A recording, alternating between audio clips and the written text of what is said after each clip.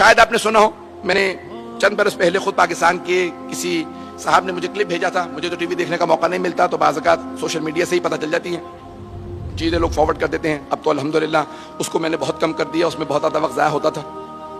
ہر طرح کی چیزیں لوگ بھیجتے رہتے ہیں. تو اس کے اندر کسی صاحب نے کلپ بھیجا ایک صاحب کا، آپ کے کوئی مولانا پاکستان کے کسی مسلک سے بات کر رہے تھے ٹی وی پہ.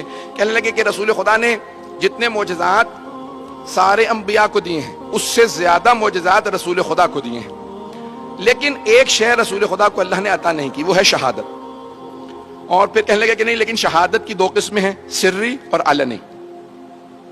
سری شہادت، چھپی ہوئی شہادت. علنی آشکار شہادت، کھلی ہوئی شہادت. چھپی ہوئی شہادت زہر سے ہوتی ہے، کھلی ہوئی شہادت تلوار سے. تو کہا لیکن اللہ نے رسول خدا کو 2 نواسے عطا کر دیے، ایک کو سری شہادت دی، دوسرے کو علنی شہادت دی. حسن مجتبیٰ کی شہادت زہر سے ہوئی، اور حسین ابن علی علیہ السلام دونوں کی ان کی شہادت ہوئی تلوار سے. تو اللہ نے رسول خدا کو 2 نواسے دے دیے، تو ان کو شہادت نہیں دی تھی، ان دونوں کو شہادت دے دی. تو ان دونوں کی شہادت ان کی شہادت نہیں ہے، رسول خدا کی شہادت ہے. البتہ ہمارا عقیدہ یہ ہے کہ خود رسول خدا کی بھی شہادت ان کو زہر دیا گیا ہے، میں اس میں نہیں جا رہا. لیکن ایک جملہ یہاں پہ ضرور کہوں گا، بغیر مولانا کا نام یہاں پہ آپ کے سامنے ذکر کیے. وہ کہتے ہیں کہ ان 2 نواسوں کی شہادت ان کی شہادت نہیں ہے، ان دونوں کی شہادت رسول خدا کی شہادت ہے، کیونکہ یہ دونوں رسول خدا کے نمائندے تھے. تو چھپی ہوئی شہادت بھی رسول خدا کی شہادت، اور کھلی ہوئی شہادت بھی رسول خدا کی شہادت. حسن مجتبیٰ کی شہادت بھی رسول خدا کی شہادت ہے، اور حسین ابن علی کی شہادت بھی رسول خدا کی شہادت ہے. میں نے مان لیا مولانا صاحب، لیکن ایک جملہ میں بھی کہنا چاہوں گا.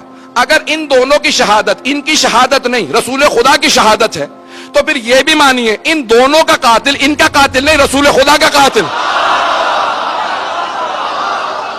اور رسول خدا کا قاتل ان دونوں کا قاتل ان کا قاتل نہیں، رسول خدا کا قاتل ہے. تو رسول خدا کا قاتل کبھی رضی اللہ عنہ نہیں ہو سکتا.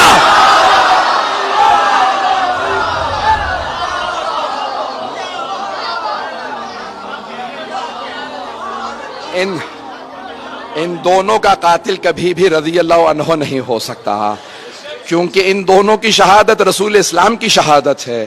تو ان دونوں کا قاتل رسول خدا کا قاتل ہے. قاتل رسول کو کبھی کوئی جرت نہ کرے رضی اللہ عنہ کہنے کی.